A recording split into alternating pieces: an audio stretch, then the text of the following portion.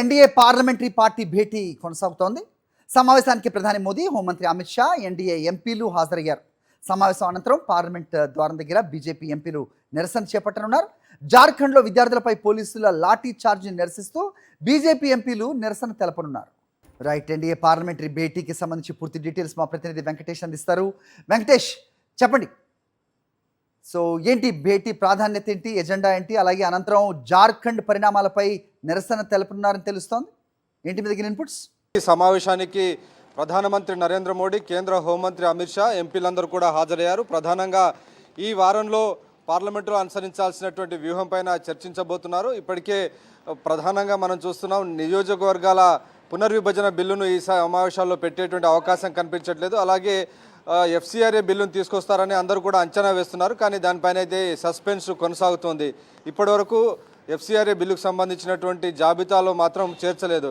So ఏ క్షణమైనా దీన్ని supplementary బిజినెస్లో అకస్మాత్తుగా తీసుకొచ్చేటువంటి అవకాశం ఉందని తెలుస్తోంది. సో ఆ నేపథ్యంలో కాంగ్రెస్ పార్టీ తన ఎంపీలకు అందరికీ కూడా విధిగా హాజరు కావాలని ఎంపీలకు 3 లైన్ విప్ జారీ చేసింది. సో ఇంకోవైపు ఇటు జార్ఖండ్లోని రాంచీలో నిన్న జరిగినటువంటి విద్యార్థులపై పోలీసుల దాడి అంశాన్ని ఈరోజు ప్రధానంగా బీజేపీ ఎంపీలు ప్రస్తావించేటువంటి అవకాశం కనబడుతుంది. ఈ సమావేశం ముగిసిన తర్వాత నేరుగా జార్ఖండ్ బీజేపీ ఎంపీలందరూ పార్లమెంటు మకర్ ద్వారం వద్ద ధర్నాకు దిగేటువంటి అవకాశం కనబడుతుంది.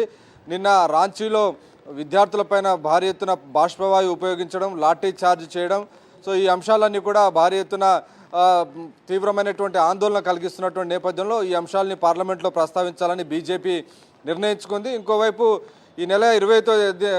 గత నెల 20వ తేదీన జరిగినటువంటి దాడి అంశాన్ని ప్రస్తావించాలని కాంగ్రెస్ పార్టీ ఎంపీలు భావిస్తున్నారు. సో ఒకవైపు బీజేపీ, మరోవైపు కాంగ్రెస్, రెండు పార్టీలకు సంబంధించిన ఎంపీలు ఈరోజు పోటాపోటీగా పార్లమెంట్లో నిరసనలు వ్యక్తం చేసే అవకాశం మనకు కనబడుతుంది. సో క్లియర్గా మరొక 2 రోజుల్లో పార్లమెంటు వర్షాకాల సమావేశాలు ముగుస్తున్నటువంటి నేపథ్యంలో ఈ డెడ్ లాక్ అయితే ముగిసేటువంటి అవకాశం కనిపించలేదు. ఒకవైపు అమిత్ షా సమాధానం చెప్పాలని కాంగ్రెస్ పార్టీ డిమాండ్ చేస్తుండగా, తాజాగా నిన్న రాంచీలో జరిగినటువంటి ఇన్సిడెంట్ను, విద్యార్థులపై లాఠీ చార్జ్ అంశాన్ని బీజేపీ తన ప్రధానమైనటువంటి అస్త్రంగా మలుచుకోబోతుంది. సో 2 పార్టీలు కూడా పరస్పర మాటల యుద్ధాన్ని కొనసాగిస్తుండడంతో ఈ పార్లమెంటు వర్షాకాల సమావేశాలు పూర్తిగా వాష్ అయ్యేటువంటి అవకాశం మనకు కనబడుతుంది.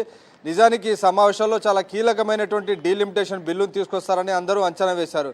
కానీ అది డీలిమిటేషన్ బిల్లు లేకుండానే ఈ సమావేశాలు ముగిసే పరిస్థితి కనబడుతుంది.